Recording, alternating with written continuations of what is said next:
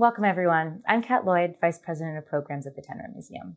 Thanks for tuning into tonight's Tenement Talk, which we're thrilled to be co-sponsoring with the New York Immigration Coalition. We're here tonight in the museum's 1960s tenement apartment. In this living room, Ramonita Rivera Saez threw parties and brought family and friends together. She and her neighbors were part of an increasingly racially and culturally diverse Lower East Side, which in turn reflected the demographic changes that were made possible by the 1965 Hart-Celler Act, a piece of legislation which removed 40-plus years of a restrictive quota system in the United States. While New York's overall population declined from 1960 to 1990, the percentage of immigrants in the city actually grew by 10%. It's in this era of growth that the New York Immigration Coalition was formed, to work with immigrant communities and work for more inclusive government agencies. Today, New York is once again seen as a city of immigrants, and New York Immigration Coalition is celebrating its 35th year in action. I'm honored to welcome tonight's guests, Murad Awawdeh, Executive Director of the New York Immigration Coalition, City Councilmember Shahana Hanif, who also works as the chair of the Immigration Committee, and Marco Carrión, Executive Director of El Puente, who will be moderating tonight's conversation. You're welcome to join us in the discussion too. Please share questions and comments in the chat and we'll pass them along. Tenement Talks are possible because of your generous support. By making a donation of any size at the link in the description below, you help us continue to offer programming like this free of charge. Visit tenement.org for information on upcoming programs, in-person tours here on Orchard Street, details on how to become a member, and more. Thank you again for joining us. I hope you enjoy tonight's discussion. Exhibition here at the Tenement Museum, and I'm really excited about today's conversation. If I hadn't been invited to moderate, I'd probably be in the audience or at home watching. So I know everyone has just watched this great video talking about the Tenement Museum and our two guests. And I want to start off with a question that I have, which is, why do you do what you do? We heard about what you do. Why do you do it? I grew up in a 9/11 Brooklyn as a 10-year-old witnessing some of the harshest experiences impacting Muslims, impacting South Asians and working class in a community that's now the largest Bangladeshi neighborhood in Brooklyn and also Little Bangladesh. And so what keeps me is the urgency to keep fighting for a democracy that has us in positions of leadership and is ears on the ground in the languages that we are comfortable speaking, and recognizing that we too bring our own fights. We've left homelands that have had civil wars or fights for independence that really paved the way in which the blood to fight is within us. And so for me, it's carrying on the work that my ancestors began fighting for an independent Bangladesh. It's a fight that was rooted in language access to demand West Pakistan have Bangla, Bengali in their documents, in government documents. That is now a similar fight that we're seeing out here in New York City and cities across the US, where we're fighting for language justice and saying that our governments and all facets of life should be accessible and comfortable, and one that is rooted in a sanctuary city. That's a great answer. It's because you speak about so many different things, especially I think a part that's not talked about, which is communities who have been part of a struggle, who have persevered and are strong, and not necessarily how they're portrayed sometimes by the media and by electeds. Murad? As the son of Palestinian immigrants who was raised in Sunset Park, one of the most diverse communities in the city, in my opinion, and one of the best neighborhoods. Growing up, I feel that the uniqueness of the community was everyone who came together, right? But we all had a similar fight. My family's immigration status was in limbo for some time, but so were my neighbors, and many of them didn't have status. So I didn't actually think of immigration status as a thing for a really long time until actually 9/11, when my own brother was ordered removed the day after the September 11th attacks. So for me, this fight is incredibly personal because we, as children of immigrants and as New Yorkers and as people who are, living upon stolen lands from the indigenous folks who this is their rightful place, we have a lot of fight in us to actually fight for justice and to make sure that we're not just fighting for ourselves, but fighting for everyone who is oppressed, everyone who has, who needs a hand to help them get up in the moment. So for me, it's more so, when I was growing up, not having someone who was translating for my mom at her doctor's appointments and me becoming a translator and doing a horrible job at it, right?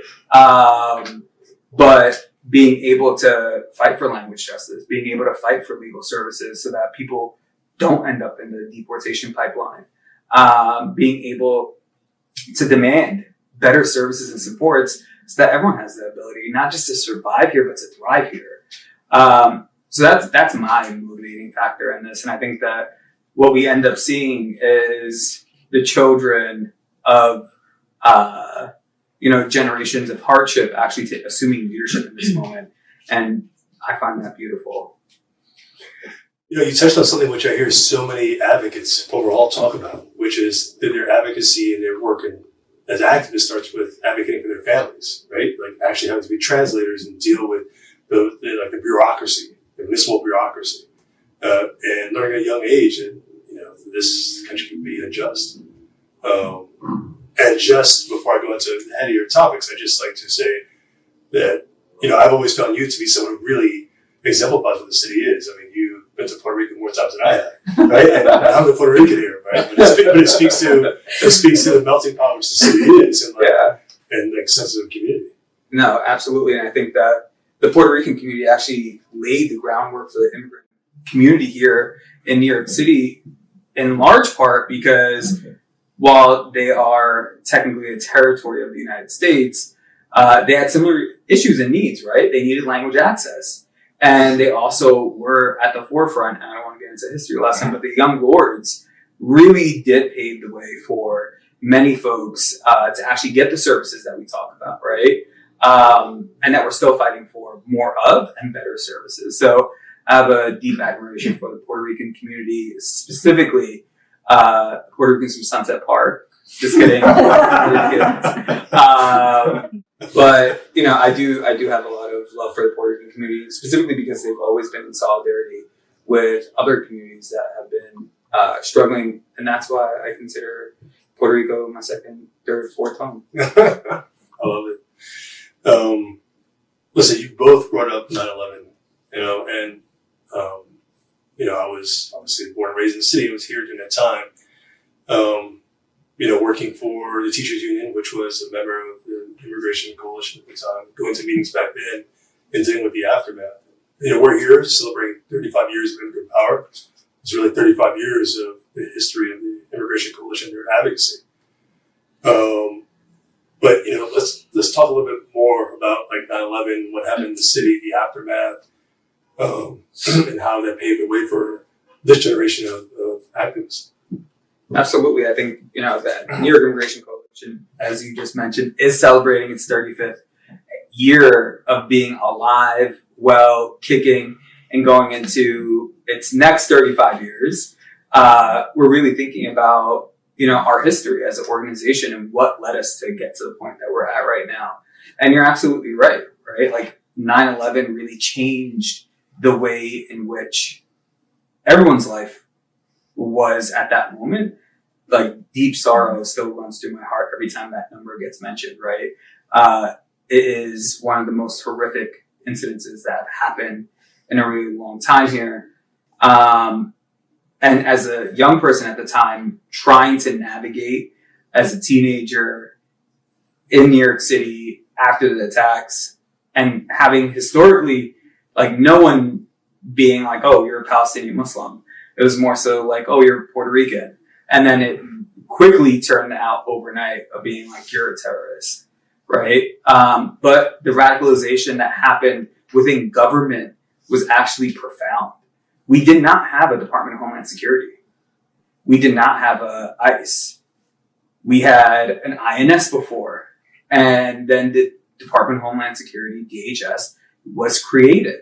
And that is how you see this new morphing of immigration enforcement in this country, and then using policies in this horrific incident that happened to racially discriminate against communities, specifically the Muslim community, with having to have Muslim men go and register at immigration for a long time, where we saw in Bay Ridge and other parts of the city, Arab and Muslim men were literally raided in their homes and taken and then deported, right? And then if they weren't, they were jailed or forced to go and continuously check in with NCERs. So when we're thinking about the evolution of immigration over the past 35 years, the NYIC started because the Immigration Reform and Control Act of 1986 under President Reagan got signed. And that provided a pathway for people who were formerly undocumented at the time to get on the pathway for legalization. 2 million people. That was the last largest legalization effort that's happened in the U.S., which was 35 years ago. We were created as an immigration legal and service body 35 years ago by a number of amazing founding organizations, and quickly realized that that was an amazing moment to navigate, but we also needed to shift to continuously address the issues that our communities were facing, from poverty to education access to financial empowerment and so on. And now today we're one of the largest and oldest immigrant rights organizations in the U.S. doing some of the most cross-cutting and innovative work that's helping lead the nation power at the local level, the state level, and also to holistically build at the federal level. I love it. John, so you went to CUNY student, which is, staying on the topic of the moments in the history of 9/11 and what happened after that. I mean, CUNY students and student body, I mean, you obviously weren't there at the time, but it still echoes throughout, I think, in the history of the political movements on campus. Can you talk about that? Yeah, absolutely. I mean, first I just want to say, listening to Murad speak about the history of what happened after 9/11 is really uncomfortable. It should make everybody feel uncomfortable, and we have to reckon with this history and do right. Muslim communities, the Sikh community, I mean, we are all still healing from the immense trauma that has occurred as a result of the Patriot Act, as a result of the NYPD's demographic units, as a result of the creation of ICE, which still exists. And so I find solace that I'm in a position right now where, we've got a detainer package that we're trying to pass to limit, reduce, stop the cooperation of ICE within NYPD and Department of Corrections, and to protect those who've been harmed by violations to the detainer, be able to take a course of action and receive justice. But, at 9 and 10 years old, 9/11, and then seeing families separated, all of the words I now have to define what happened to our community came through my being at Brooklyn College. I see my political awakening and the possibilities by young people and students who were Palestinian, who were uprising at Occupy Wall Street. I mean, all of these facets for me are and were demonstrated by the voices of young people who were angry, young people who took care of their families and were attending a commuter school, where it's tough when you're at Brooklyn College or across the CUNY campuses. It's tough for folks to build community. And so I'm grateful that people were using the campus space to speak up about the issues that were hurting our communities. And it was through the efforts of Students for Justice in Palestine, by Puerto Rican, Latinx, Black student movements on campus, where, South Asian organizations too that I used to be president of, where we shifted our gears, where we were like, we can't just celebrate holidays anymore. We got to talk about domestic violence and the fact that our communities are being, are have informants sent over, or that our campus, at the time I was on campus, had an informant traversing the Muslim Student Association. And so there are lessons of how to organize that really come from being at Brooklyn College. And I was so, I'm just really lucky to have had the faculty and the professors. It was the first time also that I ever had faculty of color teaching South Asian history. I was a women's and gender studies major. And so that also laid foundation in terms of who were the fighters. Who were the fighters for folks with disabilities? Who were fighting for queer people and people on the margins? And it was really Brooklyn College that laid that foundation for me to then begin my organizing journey as a public housing tenant organizer at an organization right here in the Lower East Side, at CAV, where we produced the first ever report on language access needs of public housing, Asian public housing residents, detailing the increase of Chinese, Korean, Bangladeshi tenants across public housing, and the New York City Housing Authority's failure to meet their needs, to meet their repair needs, and also to build solidarity with the Black tenant associations, because we know that Black leaders across public housing really laid the foundation and the fight for a better public housing in our city, and to prevent the demolition and the privatization of public housing. So those fights were important for me to connect the struggles of being South Asian, being Muslim and working class, and really build it into the fold of what does collective solidarity and our fights look like now and as we move towards the future. Very good. So let's go to the present, 2022, 21 years later, after 9/11. We're all talking about, migrant families, asylum seekers. I know with my organization, El Puente, we've had families from Venezuela and Colombia show up at our doors. Just, not knowing where they're at. They just see a sign up somewhere and they're asking for help.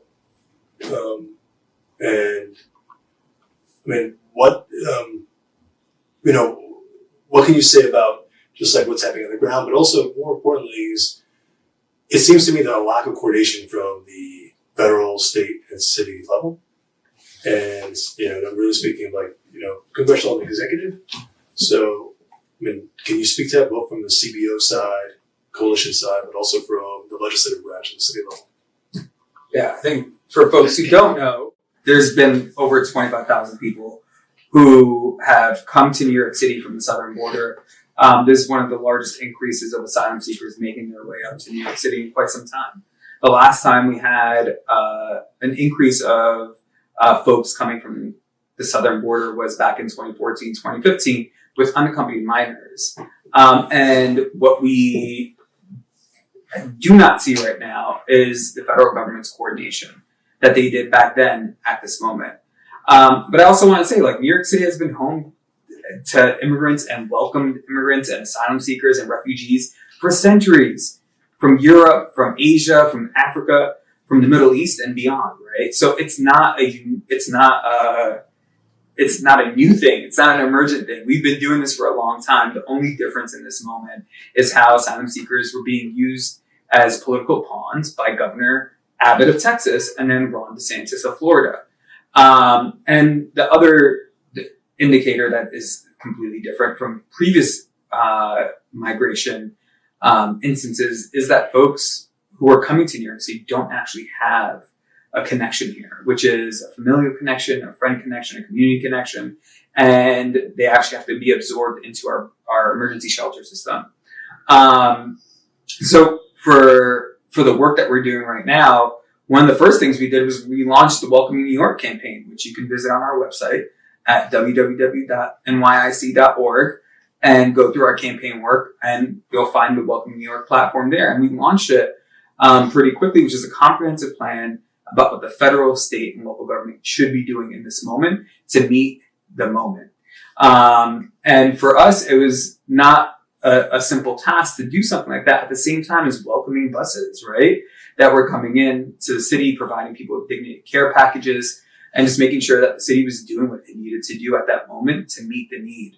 But what we're seeing is that the most radical piece, which I would have never thought this would be coming out of my mouth, is that of the platform of the Welcoming New York campaign was that we were pleading with the federal government to coordinate this in an emergent way that they, we had conversations with them. They're like, yeah, we're trying to figure it out. And it's like, step up. This is not new. You've done this before. And then asking for the federal government to coordinate with the state and the local government just seems so foreign to them. In a way where, and I'm giving credit where it's due, for the most part, the city lifted this up on its own and responded on its own because there was no other support coming in. And I think that as we're talking about this, how we got here, fast forward from September 11th and fast forward from 1987, one of the best years ever when the NYIC was created. We've had different instances of migration, different instances of refugees coming into New York. Upstate New York was rejuvenated. Local economies up there were reinforced and strengthened by the refugee communities that came in from Buffalo all the way to the capital region down the Hudson Valley.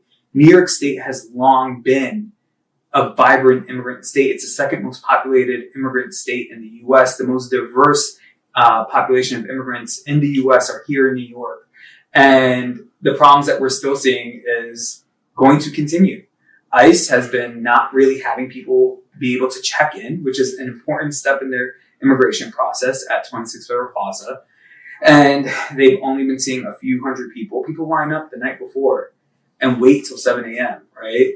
To actually be able to do the right thing and follow through on the steps that they have to take. But this community is being demonized. And it's not just with the usual anti-immigrant folks. There's this new, wave of folks who are just, hateful, right? And are looking to scapegoat someone because of their own pain, right? And because we've not been able to speak to people in a way where this is not pitting communities against each other, communities are feeling like, what about me, right? Like, I'm hurting right now. And my answer to people is, we live in the richest city in one of the richest states and the richest countries in the world. We need to be thinking about abundance because it is there, as opposed to this crumb mentality of like, if I can't have it, you can't have it kind of thing. And we have a history as a city being able to respond to moments like this as a state. And for us, it's really making sure that community-based organizations that have been inundated, like El Puente, right? Like all of our member agencies, Mixteca, Masa, La Colmena, Arab American Association of New York, like every organization has the tools that they need, but they also need the resources.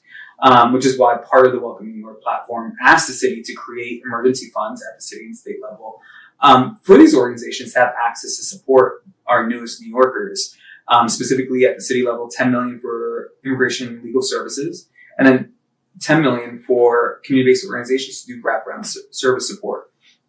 The city's come through to an extent. There's more work that needs to be done there, but we have a long road ahead of us, right? And this population is no different than the populations that came before them, right? They're going to need support to actually be able to thrive here. You mentioned something which we've seen over the last several years where, you both talked about community, why it was important, and, both, as young and in college and Sunset Park. And it's kind of like this twisting of, like you said, like this scarcity mentality. We are pitted against each other. And it's hard to watch that footage of folks outside of Federal Plaza and not feel like a real existential pain of where we are as a city, and as a country, and as people.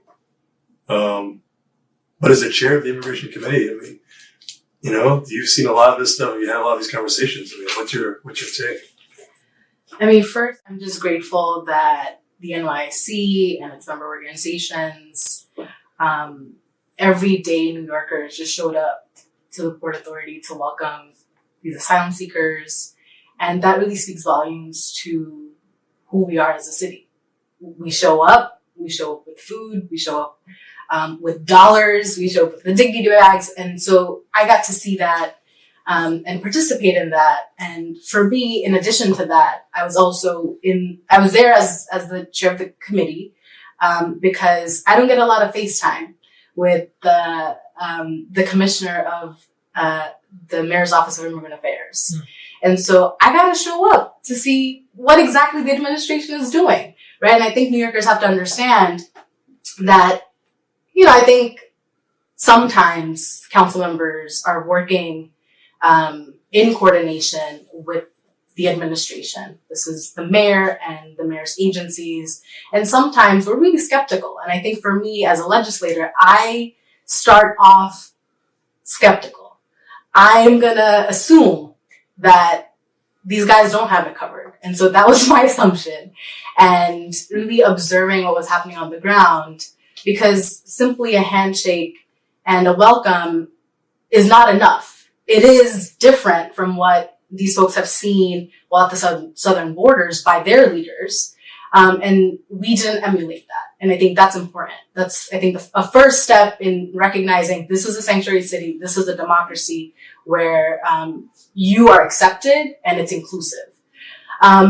But we began to recognize after a young mother had completed suicide, to when we learned that Salisco would be creating the tent city, and prior to that, learning that this mayor was circumventing the city's right to shelter decree. This is a city where anyone at any moment can be housed. And what the administration attempted to do and tried to do was create a tent city by a company that has built border walls. And so learning all of these things was really the impetus for the hearing that we hosted in September, to learn exactly what this administration was doing, how they were spending the dollars, how much money was being spent on reticketing. The administration spent $0 on helping some of these folks get to another city of their choice. And there were organizations who were at the hearing basically saying they had spent $80,000 on reticketing. These are nonprofits. These are nonprofits. And so when asked about reimbursement, there was no plan, just no plan, except that they were going ahead with the tent city. And at that time it was Orchard Beach that was identified. And then that weekend, we had our hearing on a Friday. That weekend, the rainstorm, and we were saying it's a flood-prone, area. It is a transit desert. All of these things, and then they called it off because of what mutual aid workers on the ground. They shot footage, and basically we're like, this is impossible. This is not how we house folks. And so they then went ahead with another plan and shifted it to Randall's Island. And just a couple of weeks ago, they called the entire thing off. And so I think as chair of the immigration committee, I have had to see sort of what's happening on the ground, really, take close observation of how our groups are meeting the service needs and fight for the dollars that they need, that we trust, will be delivered to asylum seekers across service, whether that's legal, health, education, the wraparound services that Murad talked about. And I'm doing that through the budget modification and, in the budget that's coming up for the next year, and through the hearing capacity where I don't get enough face time with commissioners. And it's through the hearings that I get to really, be who I am, be what I came here to do.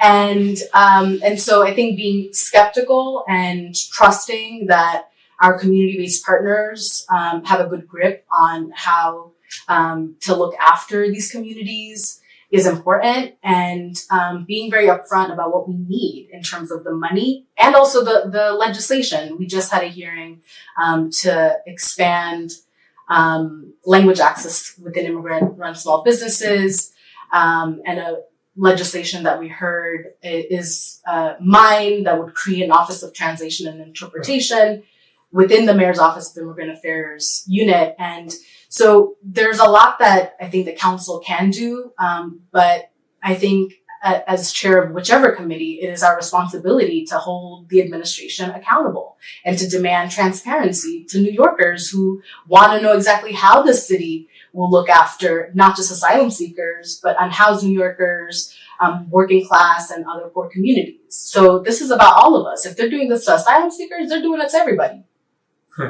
And that new office legislation seeks to create, would they be obligated to meet with the chair of the immigration committee? I mean, we would have some capacity, Okay. you know, and I think like the fun part of the council member's job is this oversight capacity. And it's like, it's one that I hold to a lot of responsibility because so many organizers, advocates, you know, we're at the steps of City Hall every other day. And so it's at the chambers, it's or at 250 Broadway, where sometimes we have these hearings where the admin is sitting in front of us and under oath. And, you know, sometimes they, you know, don't answer questions, but it gives us the opportunity on the screen to show exactly how this administration, is the mayor capable or incapable. And I think what we learned through this hearing, which like made headlines for very good reason, is that, yeah, the mayor was not prepared. And I think taking a stance and saying, no, we're not going to build a tent city and put these folks off to an offshore space somewhere where there's no transportation, where you're not being clear about how exactly you'll add more transportation, how exactly the students, the children of these asylum seekers will get to school. I mean, there's no plan, there's no transparency. It really is so important to be able to use this chairship to get that information. And we're having a marathon hearing at the end of December, which is called the whole council is going to be taking on the issue of asylum seekers to better understand. I mean, immigration is a committee where, though I meet with the Mayor's Office of Immigrant Affairs and the commissioner and his team, there's so many issues impacting immigrants that that specific agency does not do. So I usually have to call in other agencies that my other colleagues are chairs of. So we're doing a whole city council hearing just to better understand exactly where we're at after all these weeks, and you know the cancellation of the Tent City project. And just to go back as you said, so the asylum seekers, migrant families, they have a right to shelter in the city. That's right. Everybody. Okay. So make sure folks hear that. So you brought up sanctuary cities. Murad, you want to talk about that? Yeah. The term sanctuary city is kind of like a little bit weird. And I'm saying it weird as someone who is a proponent of sanctuary cities. I think that we need to be living, every city should be a place where no matter where you come from, what your status is, that you feel safe in your community, that if you need help, you go out and get it. If you need healthcare, you're able to access it. If you need education services, it's there. But, you know, I think that there's some aspects that need to be strengthened within our sanctuary policies, specifically some of the bills that Shahana was talking about around detainer bills that were recently introduced, and we want to get those done so that we can actually make sure that New York City is not doing immigration enforcement. That's not their job. They're not a federal agency. So we can strengthen our sanctuary policies is what I'm trying to say. But in the moment that we're talking about asylum seekers, sanctuary, and housing, I think one of the things that we also have to uplift is that we've had a housing crisis and an unhoused population growing for decades at this point here in the city. And we haven't had real policy that would stem folks from losing their homes, stem people who need supportive services actually getting it, Like everything has just become a bigger hurdle. So part of the work that we started doing immediately was thinking about how do we get some of these folks who have been unhoused in the emergency shelter out, right? Like they've been there, some people for years, we found out, others for many months, and having no pathway of getting out, right? There's a program, City FEPS, which is a voucher program to help people get into housing, but it's incredibly hard to get. So many barriers were put in place. So when we're talking about sanctuary cities, we also need to think about not like a right to housing, not a right to shelter, but a right to housing, right? Like that is what we need to think about moving forward, is like, what does sanctuary mean for everyone, regardless of your immigration status, right? So the 100,000 people who were in shelters before asylum seekers started coming to New York City this past year, how do we get them the sanctuary that they need to get out of shelters? How do we get them the services that they need to actually be able to drive in their lives? So for us, sanctuary is really thinking about our whole, because this is not just about one community. And if COVID taught us anything, we're only as good as our neighbors, right? And if our neighbors got COVID, we had a good chance of getting COVID. So we want to make sure that we're taking the precautions and actually fighting for our collective. Yes, we're the New York Immigration Coalition, but we are living, breathing in a community of our collective. And how do we ensure that our collective is doing the best that they can all be doing? That's great. You want to add anything to that? Murad articulated that very eloquently. I mean, I'll just add, like, for me, it's beyond just the kind of doling out of services and the funding and, like, the reliance on government for funding. Like, I'm uncomfortable with that. And just, like, the core of my organizing. And so for me, the question is, like, how are we creating cooperative and, how are we creating more opportunities for cooperative economies and cooperatives in general? And so some of that we're trying to configure, pilot within language access work, where some investments in this year's budget will go towards the creating of workers' cooperatives for language access, and a model that that I really love to learn about is happening already within African Communities Together. And it's looking at our people as those who deliver what our communities need, and also earning that. We're seeing language access as not voluntary and unpaid opportunities. We're seeing them as drivers of this economy. And so that is what I think about when the word sanctuary comes up. And of course, it's a policy statement. It's a value statement. I was just reviewing, after Trump was elected, during Melissa Margarito's time, they had passed a resolution just reinstating the city as a sanctuary city, and reassuring New Yorkers that the initiatives that the city council funds, like the New York Immigrant Family Unity Project, to support anybody who cannot afford an immigration legal attorney, gets one. Or for unaccompanied minors, that initiative, the expansion of NYIC and having, a municipal ID that recognizes you. Like, so there are initiatives that also are what say this is a sanctuary city. But I think we ought to really think about how are we getting ourselves out of this kind of hole of, we rely on $5,000 every year for this program. And if we don't meet it, this money's going to get cut. I mean, I hate to meet with groups who are like, we're at risk of being cut, or like with new emerging communities coming up, the city's budget not being enough to be like, here, everybody gets funding.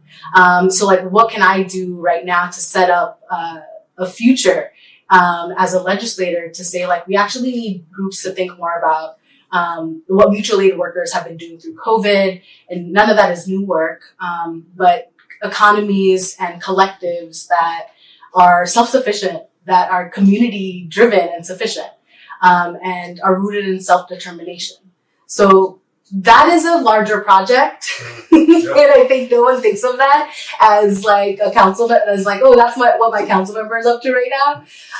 But that is what I'm thinking about. Because I get really like, I have done the book bag giveaways. I've done the turkey giveaways. And it really annoys me at my core. It hurts me to think that like, this is how we're delivering food. This is like how we're seeing, addressing, needs that are so basic that should be available without us needing to do these giveaways. And addressing food security, right? So like, there's more to think about here and question. And so that's what I offer. Yeah, I mean, what you're talking about is really performance art to resolve systemic issues in the city. So, I mean, are there other things that we should be looking at, other municipalities, governments, countries that are doing things that you think are innovative that we should like be taking a strong look at in terms of adopting them here in the city? Yeah, I think the city under previous administrations really did expand participatory budgeting. I think this goes to, Shahana, who used to be the PB district lead. Strong advocate in PB, but I think we have to think about how are we actually bringing participatory democracy to people, right? So that we're not having these performative, no offense to the turkey giveaways, but actually talking about how are we reinvesting money from the city into making sure that everyone has what they need to sustain themselves physically with nourishment and then mentally with the supports that they need. But I think, we, at the end of almost 1 year ago, we passed one of the largest expansions of democracy with Our City, Our Vote, which would enfranchise upwards of 1 million people who have green cards or work authorization here in New York City to be able to vote in New York City municipal elections, right? So when we're thinking about how can we build our aspirational collective, right? How can we build the world that we want to see?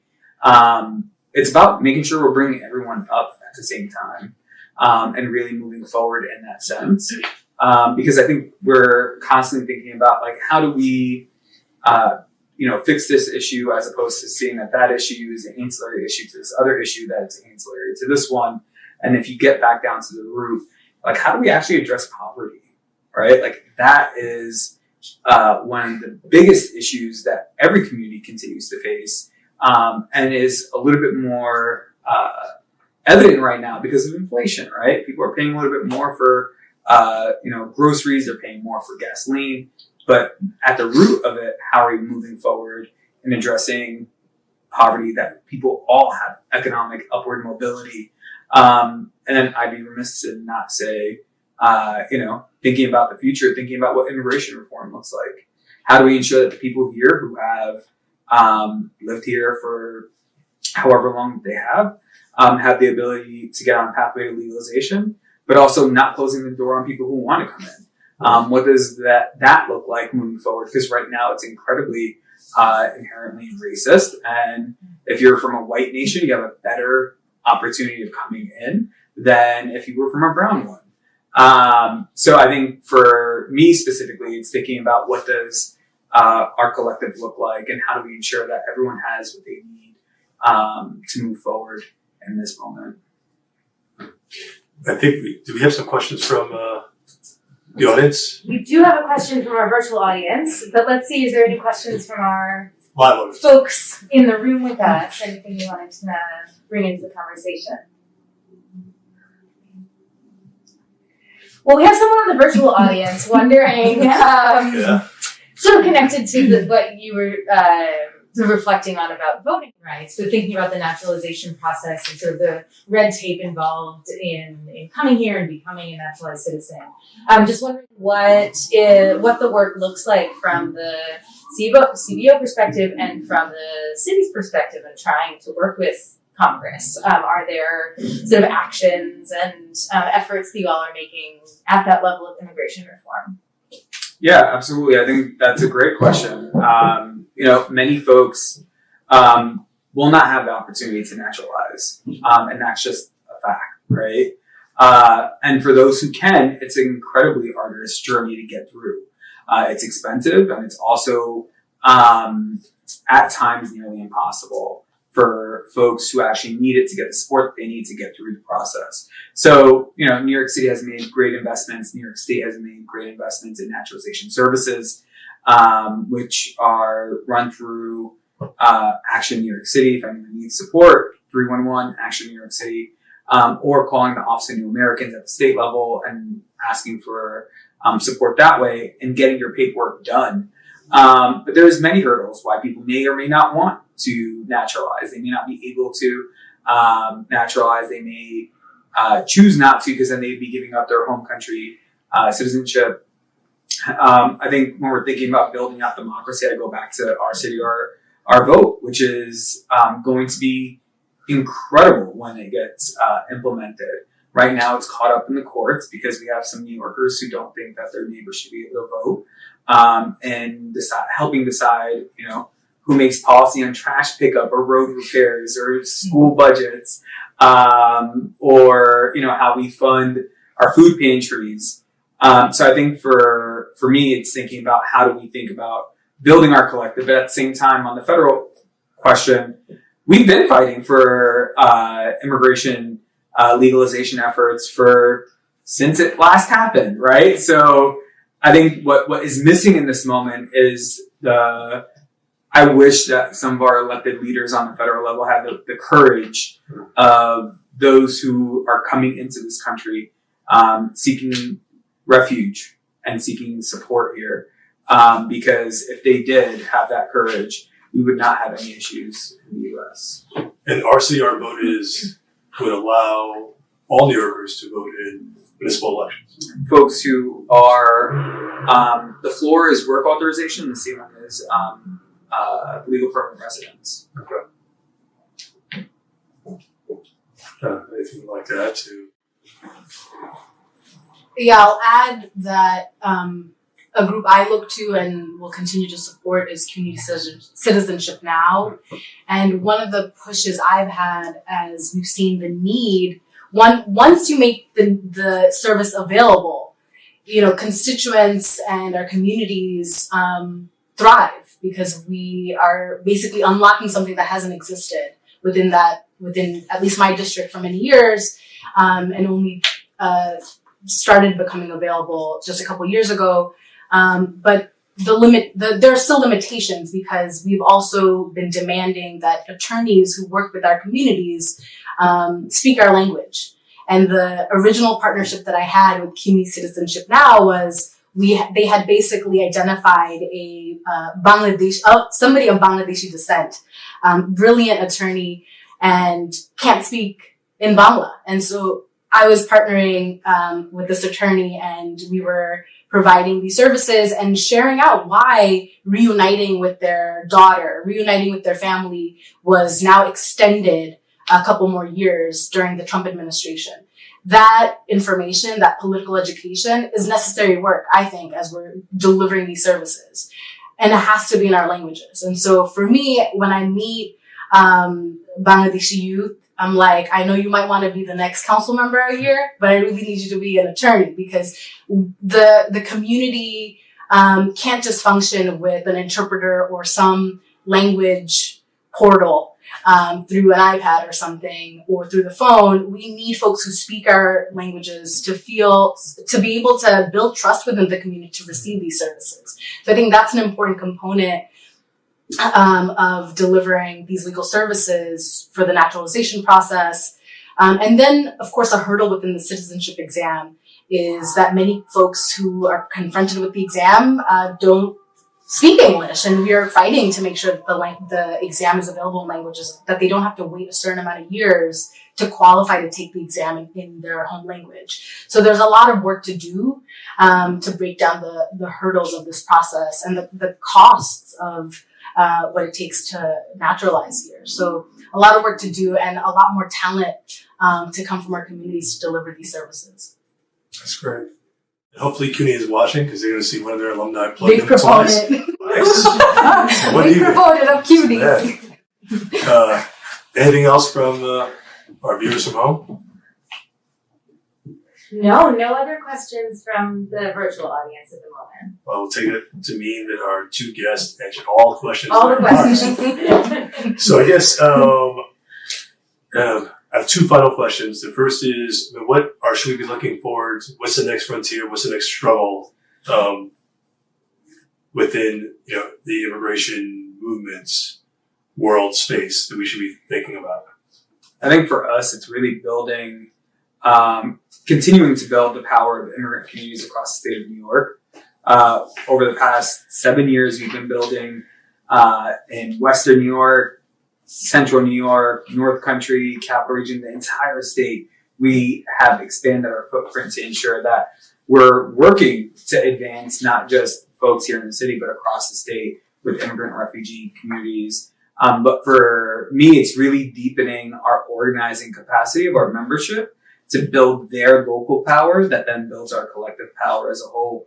And really thinking about how we're able to move these mountains that are in front of us in our communities to actually get to the place where we can finally say, you know what, maybe the NYC is not necessary. And we go from there. But I think that we have a long way to go. And for me, it's more so just continuing to build power in our communities and building the power in the hands of the people who are doing the work on the ground. That's great. It's the old credo, right? Organize yourself out of a job. I love that possibility that NYC might not exist. Yeah.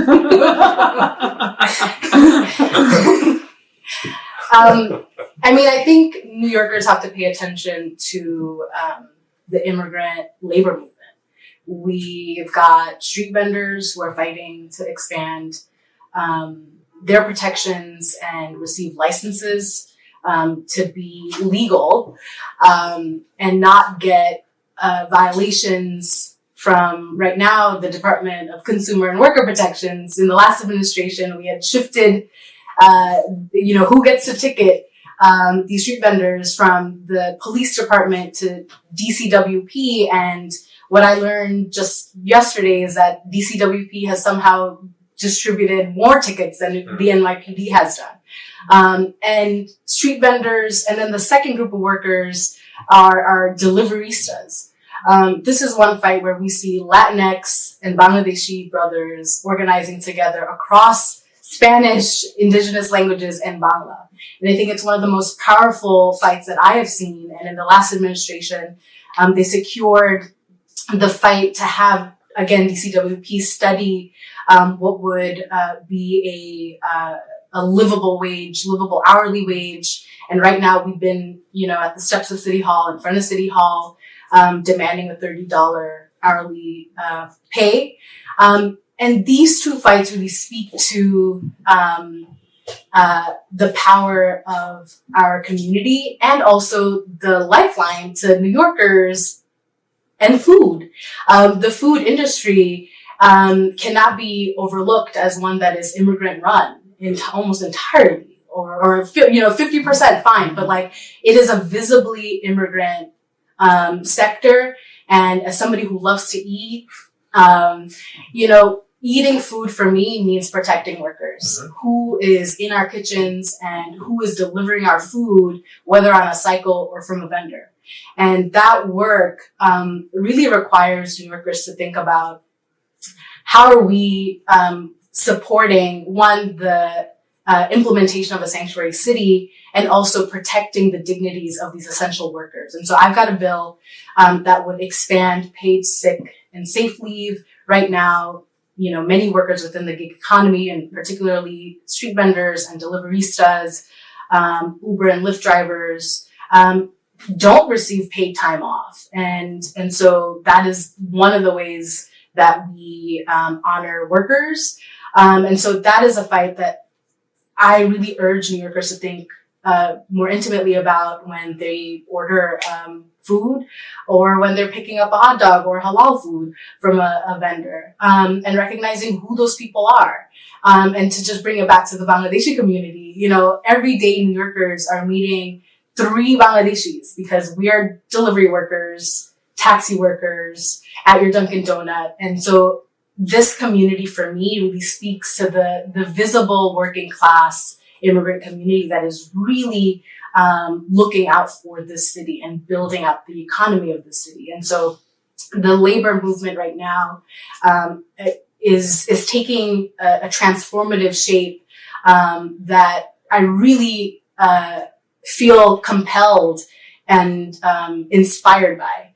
And then, of course, the language access piece. I mean, there's so many pieces of legislation that the council, as a result of the years of organizing, advocates on the front lines that we're trying to really dig deep in, whether it be how the agencies, the mayoral agencies operate and do their translations and interpretations, whether it be to support the creations of the cooperatives and interpretation banks, and really look to our talent and the language diversity that we speak as a way to build this cooperative economy.